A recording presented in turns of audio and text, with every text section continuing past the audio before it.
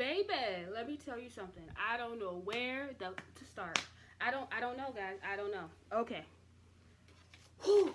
So I woke up Chris at like a couple hours ago, and first I started watching something else, and then I was like, wait, let me watch the Handmaid's Tale. Let me get it over. Let me get it over. Okay. So first of all, I have two modes in me right now. I have the mode where I'm kind of hyped up because I just watched the ending of this episode, of episode 8, Unfit.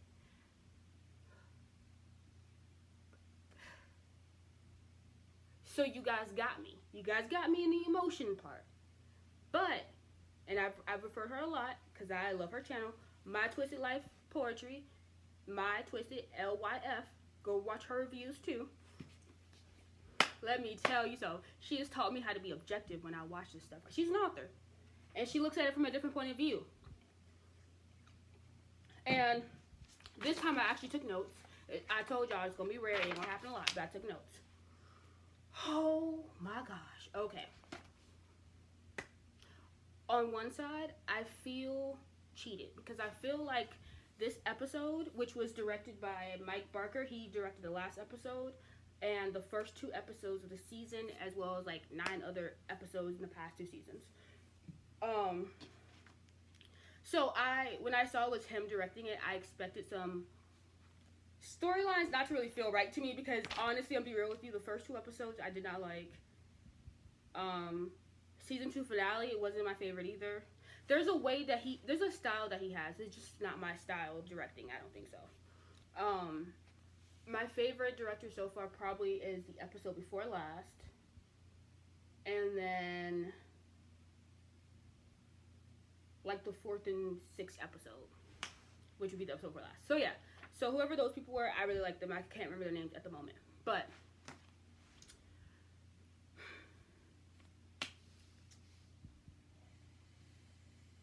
I'm trying to figure out what should I do. Should I just get into it, or should I tell y'all the problems I have? Okay, I'm gonna tell y'all the problems I got with the episode. Okay. It's not like y'all can respond to me because I'm not doing this live. Okay, so the problems that I have with the way this was given to us is the fact that this episode should have been in the 1st or 2nd season. I was really hyped. I'm still excited that we got a Lydia backstory. Now we got a little bit of the whole field. We know what's up with her. We know what's the dealio. So I'm with it, dealio. I sound so old, but I'm only 25. Anyway, okay. So this episode should have came before. To get this episode in season 3, I think is a little late. Hold on. I sound like my camera angle. I'm in my PJ shorts. I was like, I'm gonna go ahead and record this like while I'm still in the emotion. This is good. Yeah, that's a little bit better. Okay. So I love that we got the Lydia backstory, but I think season 2 would have been perfect for this story. And also another downfall is that y'all don't give us enough time to really bond with the characters. So, what's her name? Is it off Matthew or off Hannah? No, off Hannah. Hannah's the child. Off Matthew. No, that's not the Handmaid's name. Ashley Thrope. I'm gonna say her real name. Ashley. Ashley. First of all, Ashley. Amazing. You did an amazing job.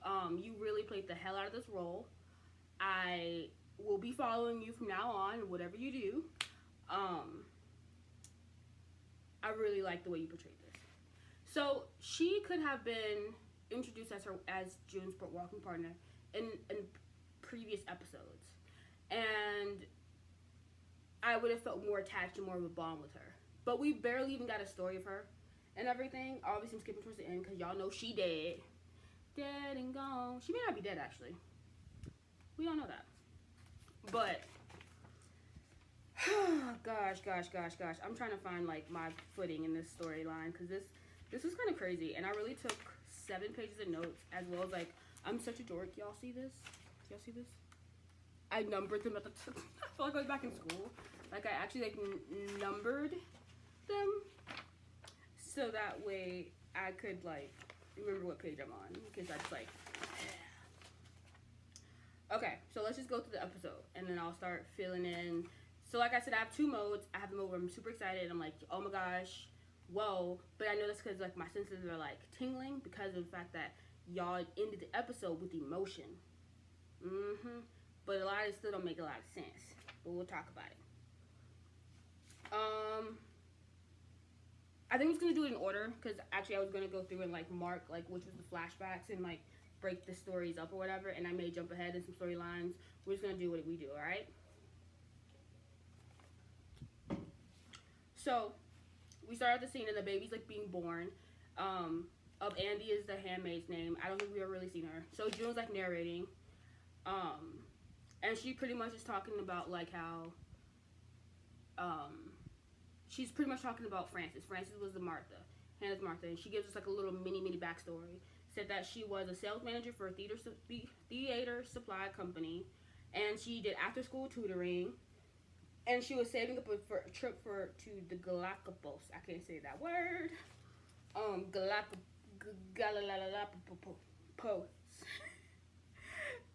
Y'all, it's also 5:28, so let's just be with that, okay. And she said, but now she's dead and Hannah's gone. So June don't even know where Hannah's at, or the family. Like the family has straight up said, you know what? Let's just go. Now listen. I understand. Nobody really liked the character, okay? But that's still a sister, okay? And June, you're mad at the wrong person. Because if you're going to be mad at anybody, you need to be mad at Aunt Lydia and yourself in the infrastructure of Gilead. I kind of feel for the handmaid because she literally has been a cow. Like, she's had way more babies than you. All her babies are still in the society. And she has to see her kids with other people on the daily. Like, you don't see Hannah with people. And you also, Nicole's not even there. Like, in a way, you are blessed, my dear, in this society. Like, not really, because it still sucks and stinks, and fuck if I could do that shit.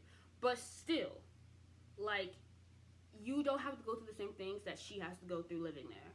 Like, that many kids, she sees the kids that she's birthed on the regular around Gilead. That many kids. We already saw a scene where she had to run back into her kid. Hold on, let me go right first.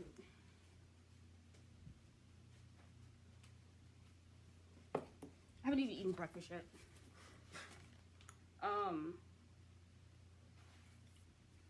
So when that girl spit in that girl water, I was like, oh hell no, that's nasty. So you can tell Janine's the only one who's not really feeling this whole thing, this whole bullying her thing.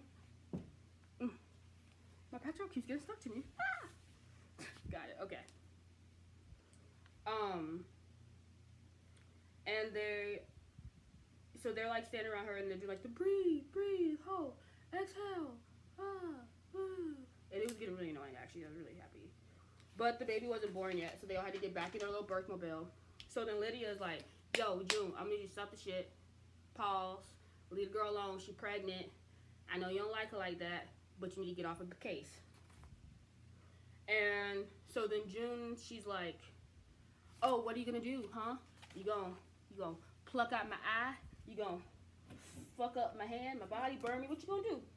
What you gonna do when I come for you? And she's like, you can't do shit because y'all need me. So June's getting a little sassy, and I'm gonna be honest with you, it's very unrealistic. Like, I get the fact that she understands that she has a little bit of a pull because they may need her to do more public appearances, and if it's shown at all that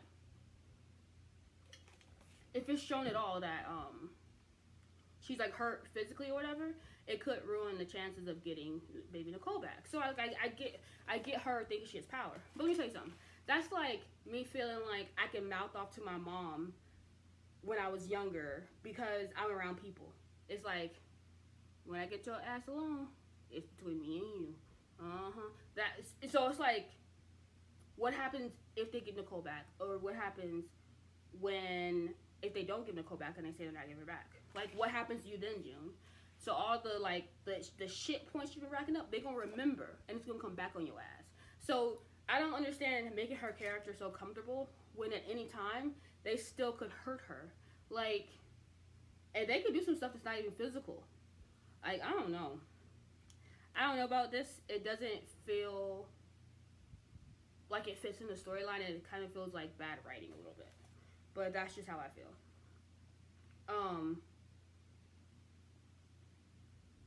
So she thought she was gonna go home, and Lydia was like, "I got something for you, boo.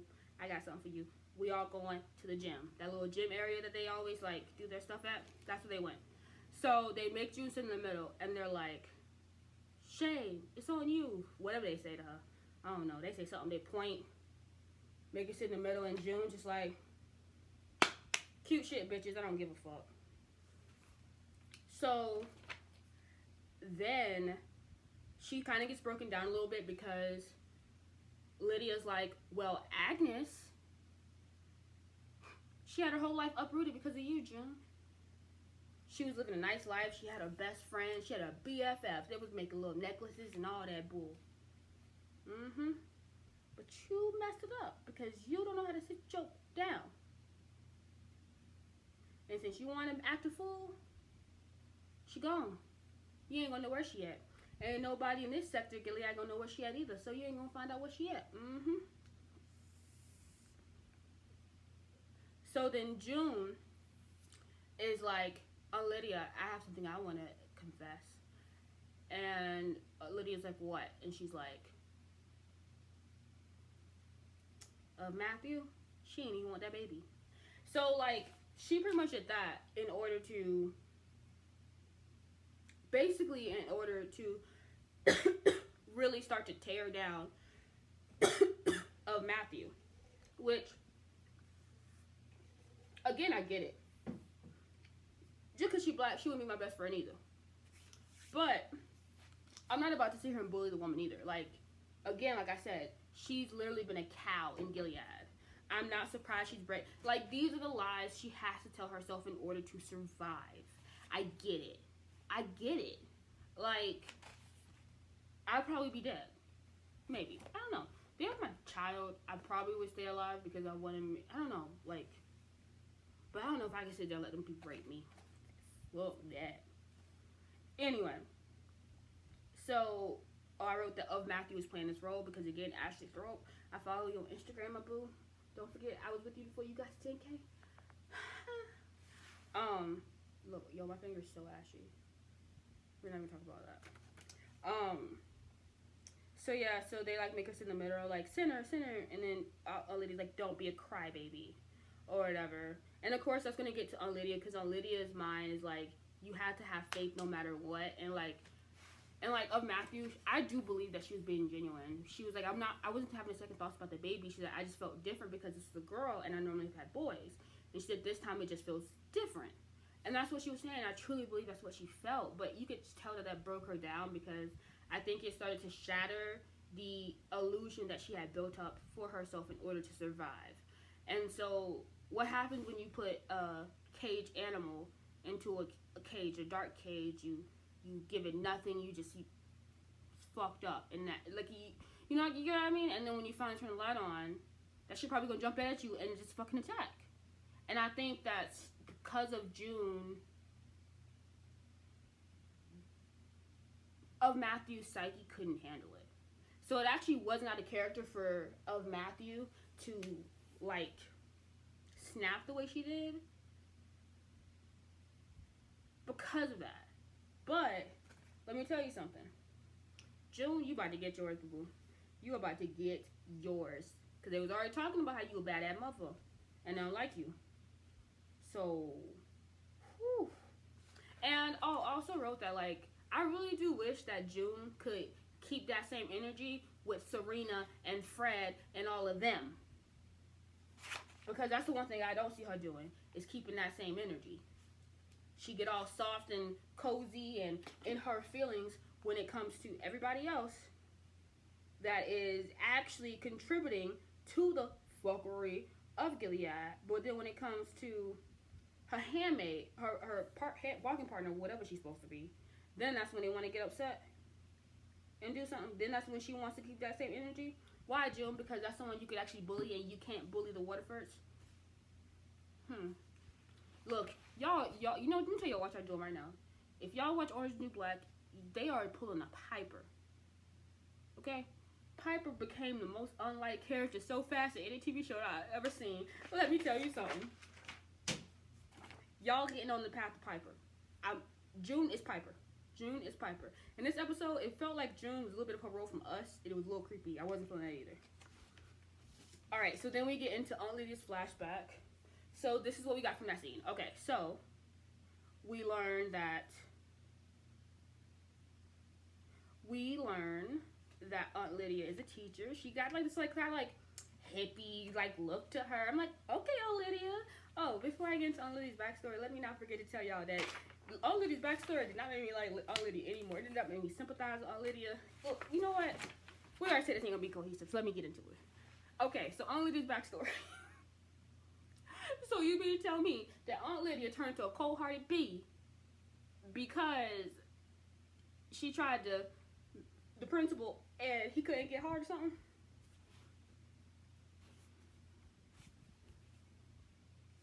So that transitioned Aunt Lydia into, okay. Now, of course I say that without the knowledge of Aunt Lydia's full backstory. But as a consumer, I can only go off what you give me. So if I go off what you give me, then basically, y'all are telling me, the tip of the information you're giving me is to tell me that Aunt Lydia is literally cold-hearted as fuck because of the fact that the principal didn't fuck her. So that turns into a militia-style woman that reminds me of Professor Umbridge from Harry Potter, the one who like, they didn't put it in the movies, but it's in the book. When he would like write the lines, it would etch on his skin. Ugh, that part of the book always freaked me out. But yeah, she's like Professor Umbridge times 8, and like you expect to be like, this is what made her. Okay. Anyway, let's just get into her backstory. It's not gonna be in order. It's not gonna be cohesive. So basically, we find out that she was a family lawyer, but then she says the system has been privatized. Since the system has been privatized, she decided to become a teacher. So the flashback starts out with Aunt Lydia at school, and she's like, it's really dark, and she's there like late at night or whatever because there's a kid whose mom did not pick him up on time. So the principal, that's gonna be like her potential love interest, Jim. He sees Aunt Lydia and Ryan, the kid, and he's like talking to her, and she's like, I'm just gonna take him home. Mom's always late, like this something always happens. So while they're talking, Noelle, she looks so familiar to me. She looks like someone I can't quite place it, and I think she's from Grey's Anatomy, who she looks like. I don't think it's her, but she looks like her. But anyway, so we also, I don't know if they said it before, but now we know her full name for fact, Lydia Clements. But yeah, so the mom, Noelle, walks in, and she's like, oh my gosh, I'm so sorry, guys, like, you know, like, life, okay, cool, come on, kid, come. And he's like, and I'm hungry, we're gonna go get chili, because Aunt Lydia had just offered to give him chili, which is really interesting to see a public school let the kids go home with the teachers, but I digress. I think it seems like it seems like this is Gilead getting very close to how it became. So it kind of feels, yo!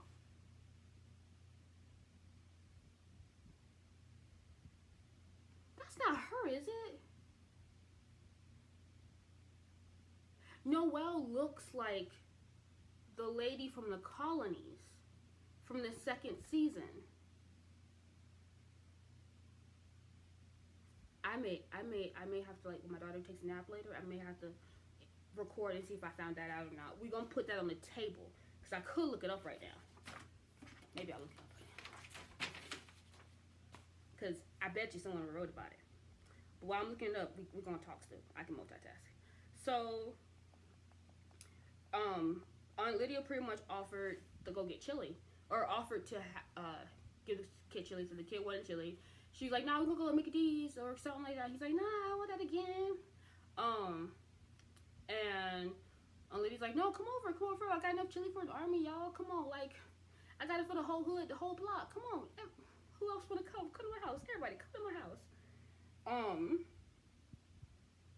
Damn.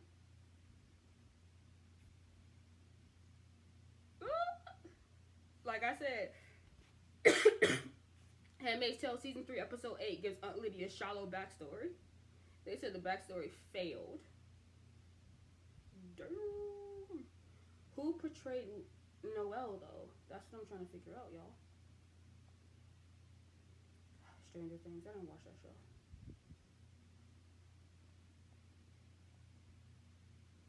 I really just want to figure out who was Noelle.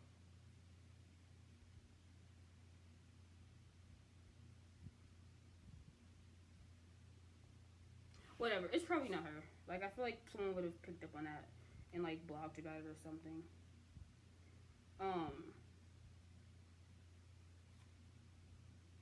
Moving on. So,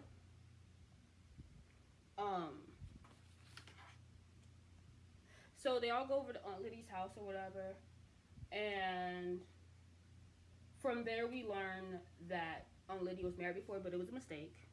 And so, like, the mom Noelle, she's pretty much just talking about how, like, she's like talking about how it's hard or whatever, and the guy she's been with, and she's like, I wish I could do better, and Aunt Lydia's like, you could do better.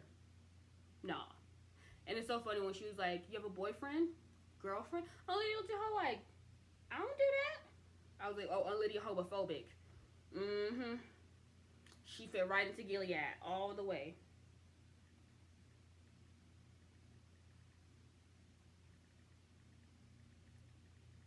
Sorry, I exploded real quick. So then we get back to the gym. They're all lined up, and Aunt Lydia looking like a little PIMP. She like dismissing her hoes, like, come here, go, come here, go, come here, go. And then she like thanks June for calling out Matthew. It was a really weird scene. So then June pretty much gets back home, and she asks Hannah. So June gets back home to Laura. So she asks Hannah about Lawrence. She asks Lawrence about Hannah, and he's like, "Go sleep. Good night. Dismissed. Go. Get out of my face." So I actually wrote this down verbatim because I kind of like what she said. So now we get to a part where we see June, and she's like just scraping the floor, and you see all her hair out, which is very interesting. I love to actually see the handmaids like dressed down. I love to see all the characters like dressed down because it's like, oh wait, they are real people. Because them things be weird that they be wearing. So she said, who can remember pain once it's over? All that remains of it is a shadow. Not in the mind even, but in the flesh. Pain marks you, but it's too deep to see. Out of sight, out of mind. And then after she says that, they're like, hey, get dressed. Of Andy's actually having a baby. Because I think I forgot, but like, before when Of Andy was pushing, it wasn't, like her contraction stopped. So baby wasn't ready yet. So then we get to back to the scene, and this is, I really like the way they shot this, the cinematography of it, because June is like watching all of the women, and she said some weird fairy tale, or not fairy tale, but I think she recited like Dr. Seuss, it was something she said, but then she was like, what are women's options in Gilead? Martha, Jezebel, handmaid, wife. Those are your only potential options. And it was really interesting how they had like the pregnant handmaid in the middle, and then they had the aunt, and then the handmaids, and then the wives. And it was just very interesting the way they like shot from an aerial point of view from directly above. It was just very interesting. Like, I just really like the way they shot it. So the baby gets born dead, stillborn, because the placenta is wrapped around the neck. And I'm like, y'all got all this technology, so you mean to tell me y'all couldn't do an ultrasound on her or something? Like, and if the baby was had in the hospital, the interesting thing is, the baby would have probably survived. Intriguing. And June said that she felt relief with the baby, with the birth ending that way. So June's kind of like reveling like in this. So then we get to like Lawrence and June again, and Lawrence comes in the room, and this is a very interesting like power dynamic scene because you could tell like, so when June felt like she had the power, they would frame it to like her like looking up, and you could barely see him, and then when he kind of gave her a line that like served her one back up, you would see his face like looking back at her. So he's like, yo, so what happened at the birth, my dog? Like, was it good? Was it chill? Was it fun? Did y'all have snacks? Did y'all hang out? Did y'all, what's the gossip? What's the TB? And she's like, the baby died. Dead. Done. Gone. Dead as a doornail. And I'm like, damn, girl. Like, okay. I can see you don't give two shits. Okay. And Lawrence's like, how about we not tell my wife that part, okay? Because you're really good with her, and, you know, that is crack her right down. It's really interesting to see, like, Lawrence feel like he needs June. And I'm going to let y'all know something. I haven't missed Lawrence because they have not really defined what his character's supposed to be. I don't give a about Lawrence, actually. Really don't. Bye. Or his wife, Eleanor. If they move June, they move June, and we can get rid of them two as characters in the show for all I give a damn. The way y'all have written Lawrence and Eleanor, and the way y'all keep dragging all this out, is the way y'all dragged us out with this Aunt Lydia backstory. We got it now in the third season at 50 million episodes, it feels like, because y'all have put us through so much, because Handmaid's Tale is heavy as... Anyway. So, this I did like, and I actually would like more of this. So, the aunts are, like, chilling, right? And they're, like, around this round table with all the files open of all the families, and they're, like, just, like, discussing. And then, look, how are they gonna... Who is... The Crave versus the... I didn't write the name right, probably, because I don't give a damn about them. Talking about something, they don't like a handmaid of color. How the hell, bitch? Okay. So even in Gilead, there's strong racism. Cool. I also love how they said they were very quick to anger. I was like, y'all racists do be quick to anger, don't y'all? Anywho. Like, it's just so interesting, like, in a society that, like, values babies overall because that's the future and that's what's going to the hell for them, they're saying, is because women are having abortion and stuff, and like you would think that they, like, I'm so used to like people like, you know, most Christians, even though I feel like this is a true sentiment, but though you'd be like boy or girl, they'll be like, long as it's a healthy baby, and it's like bullshit. What you want, boy or girl? You don't want to be obvious. You don't want to say boy because you don't want to feel like you feed into the patriarchy of this country. But that's what you really want. You want your little boy. That's what you're gonna pride in. You don't want one of us. Just say it. It's gonna be funny though if your boy turned out to be one. It's gonna be funny if your boy turned out to be one of us though. Then you're gonna have your real problems, and you're gonna accept the child. Anywho.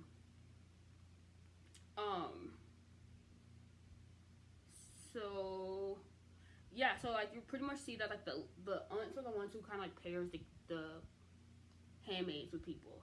And it almost feels like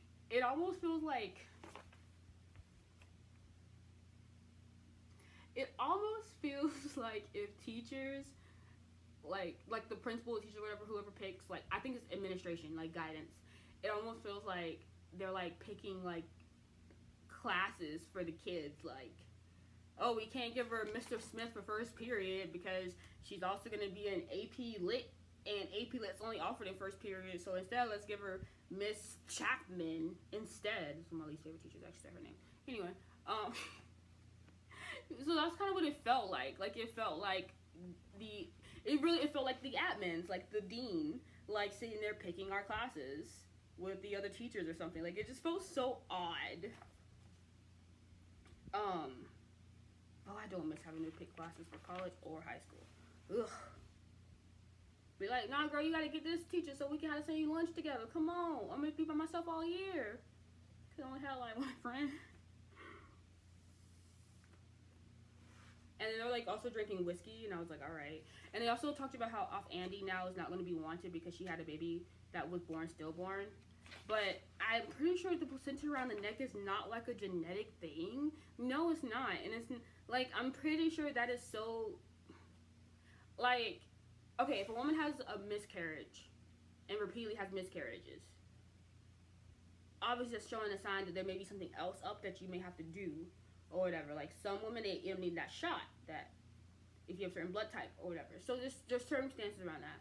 But a baby being born with placenta around the neck, I'm pretty sure is not something that like is bound to happen the next time. Like I don't think there's anything like that in her body that would make. But I guess maybe they feel like, oh, maybe she's not devout or whatever. And like you can tell Aunt Lydia's kind of pressed because Aunt Lydia is like, well, I don't understand why June, who to her is disgraceful, undisciplined, rude, disrespectful, why this heifer get to have multiple babies whenever she wants, but this woman who I feel like is devout and just is the right cow for us, baby was born with the thing around the neck, with the placenta around the neck.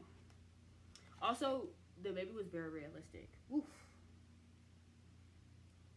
So now we're getting back into the flashbacks. Y'all, I still have 3 more pages of notes. This is ridiculous. Ridiculous.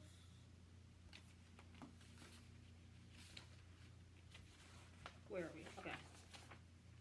So now we're back to the flashbacks.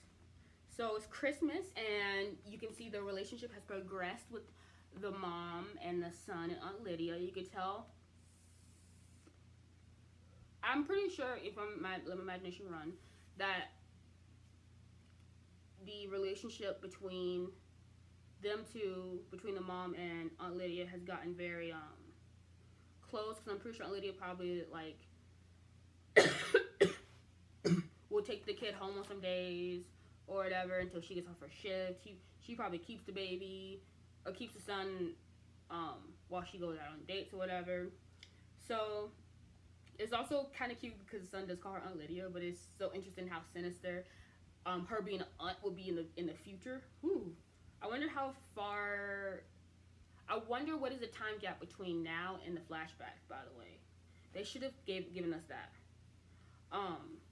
But yeah, so they gift her makeup, and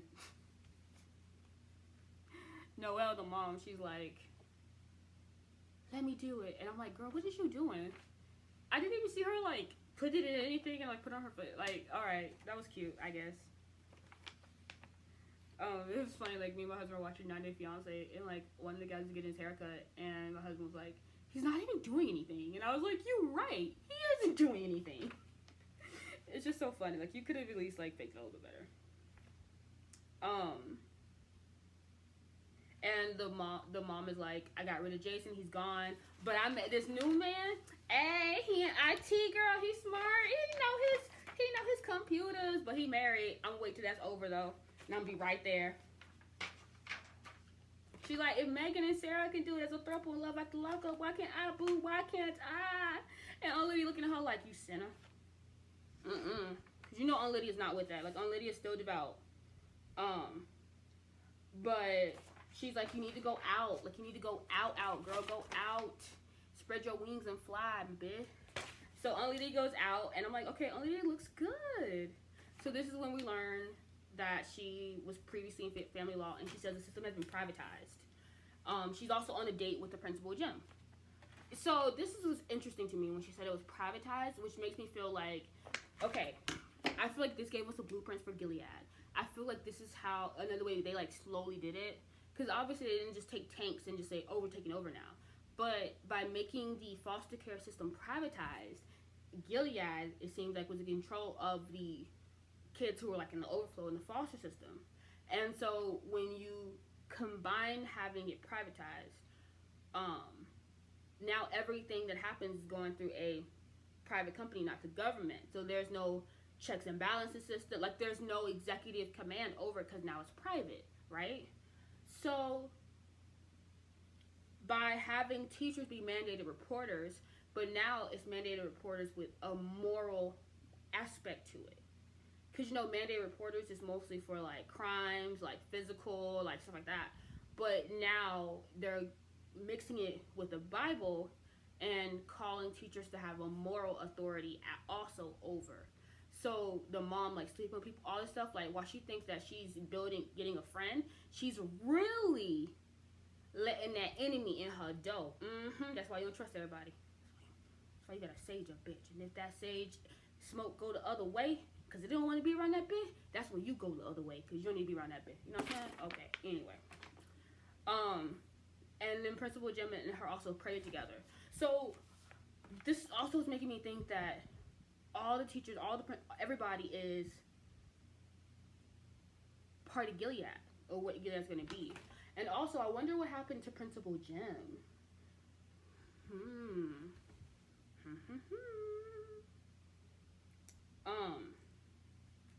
But yeah, it's New Year's, and he gives her a kiss on the cheek, which I thought was kind of odd. And so they get back to the house, and Aunt Lydia's like, big boy, I ain't done it in a while. Let's go. I'm ready to ride till I can't no more. You know what I'm saying? And I'm going to guess that it was not on full alert. So he's like, yo, I'm sorry. It's been a long time. It's too soon for me. But he said his wife died 3 years ago. And she's like, I understand. And he leaves, all ashamed. And you see her crying in the bathroom. And then this is a scene that they showed in the preview where she's like, breaking the glass. And like in tears. So now we are moving along to her sitting down, right? And she's sitting down and she's at the school and she's talking to an agent. That's what the subtitle said. I'm going to say social worker. And she's pretty much saying, like, the kid comes to school dirty, messy clothes. The mom has been with 3 men in the past couple of months. I know all the, you know what, let me tell you all her details. She do the whoop doop doop doop doop at 5 p.m. every day. The son may be home, he may be not. He may be asleep, he may be not. She don't give two. You know what I'm saying? Like, she gave him an expired juice box that was expired the day before. Yup. She don't need that baby. She don't need that baby. She don't need that baby. And so they pretty much did an emergency removal and took the son away. So the mom, she's like, what up, hoe at? Like, my mom would have been. Like, I would have been. And Aunt Lydia's like, I had to do it or whatever. And she said something to her and she was like, I forgive you. Girl, like, keep your forgiveness. They tell her in 6 weeks she can go back and she can try to appeal. And the mom is like, 6 weeks? And don't forget, there's not a lot of babies being born, and so they pretty much put him in the system. So I think he probably ended up with one of the commanders, like kind of how Hannah is. Let me see. So yeah, so I guess this is the part where I'm pretty sure everyone else is laughing, because it's just like, so this is what made Aunt Lydia. This was the transformational scene. This is the backstory we waited for. Bullshit.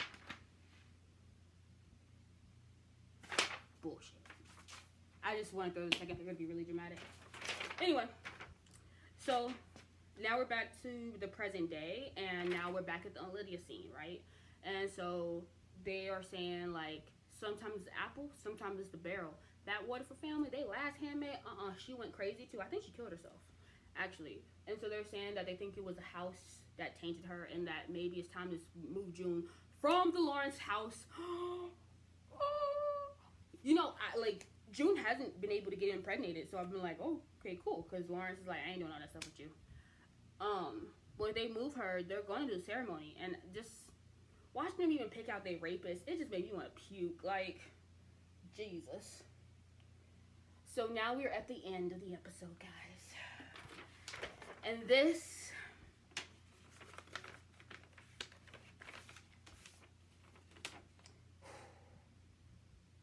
so June is narrating that she enjoyed all the pain and suffering. She said, I'm glad the baby died. I'm glad they said the baby died. I don't give a, but that baby. And I'm like, damn, you really are cold-hearted. And you see, like, June, like, look at Matthew. Okay, look, I know this shit sucks, but Matthew, she still played the role amazing. But I'm just like, and I think it's because they are slowly trying to show us the breakdown of her psyche. And she's just like, and again, like I said, she played that role well. I'm probably posting pictures throughout this, so I'll probably post the pictures up here on the side of me. So the last scene we have is they're shopping. June is talking about how suffering is an acquired taste, and how she now understands how, like, even Emily felt when she put that knife in Lydia's back, how off Glenn felt when she strapped that bomb on her. Like, June's like, oh, at this point, I'm with the suffering, I'm with people dying, you know what, I'm with it too, I'm with hurting people, let's go. I'm angry, let's go. And then Aunt Lydia's actually there, which threw me off completely, and she's like, June, I need to talk to you. So, so Aunt Lydia's talking to June, right? So the whole time, in the back, Janine is trying to confront Matthew, and Matthew keeps telling June, leave me alone. She's like, leave me alone. That Ray Sherman song. And Aunt Lydia's telling June, like, yo, so just to let you know, we think it's time to move you from the Lawrence's house or whatever. And then in the background, you see a course still of Matthew's sniveling face and Janine, and all of a sudden, you see of Matthew take that can, wah, wah, wah. She was, wah, wah, wah, wah. That's literally what she did. That is literally what she said. Didn't I tell you to leave me alone?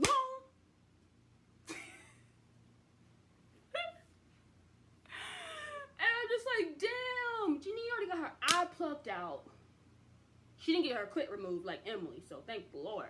But I was like, damn, can anyone leave my girl alone? So the guard run up, because, you know, they know she's pregnant, so they're not trying to kill her at this point. They're just trying to restrain her. And I don't think they care too much about Janine getting fucked up. To be honest with you. But then she was, went to the guard. I was like, damn, bruh. I mean, don't kill her, but you could at least, like, hit her in the knee or something. Damn. So then she sees his gun, she pick it up, and this is what I loved. I don't like these, like, perspectives because they make me sick. But they go from her angle, and you just see, like, her bonnet, and, like, you can't see anything. And it's just like, she got the gun, she got the gun, she got the gun. And she's, like, looking, and everyone's like, hell no, not me today. Not me today. June just still standing there like, it's gonna be me, it's gonna be Aunt Lydia. Which one you wanna do, girl? Which one you wanna do? I ain't scared. And she just give her a little. And then she starts pointing to Aunt Lydia, and I thought she was about to shoot. But then, boom! And they did like this weird scene where you see her body just goes, like Matrix, and just. And I was like, that was a little dramatic death, but okay, I get it. And then you just, the guards run, grab her dead body, and pull it out of the thing, and they just leave her bonnet with blood on the top of it. And I'm just like, what the hell? What the hell? Thinking about 9 Day Fiance. That Jehoon's, what the hell? And Aunt Lydia's like, no, because she just said she wants to protect the Calhoun's baby, which is of Matthew, and she just failed. And I'm just like, whoa. And June down. Bruh. Episode could have been somewhere else. I'm gonna give this episode a C because it was out of place. But I really enjoyed it. I'm still touched a lot by it. I enjoyed it, but there's still a lot of holes, a lot of plot holes. It wasn't cohesive. It wasn't consistent. The writing was in. Some of the scenes shot was in. It was very lackluster, especially after episode 6 being so good to me. But we will see. I think we're more than halfway through with this season. So, whew. I'm tired. I'm pretty sure y'all are too. So, thank you for watching. Please like, comment, and subscribe. Like it so YouTube knows that I am here. Again, like I keep saying, I'm still a small dog in these streets. But it'll happen. It'll build up. Alright guys, have a good day.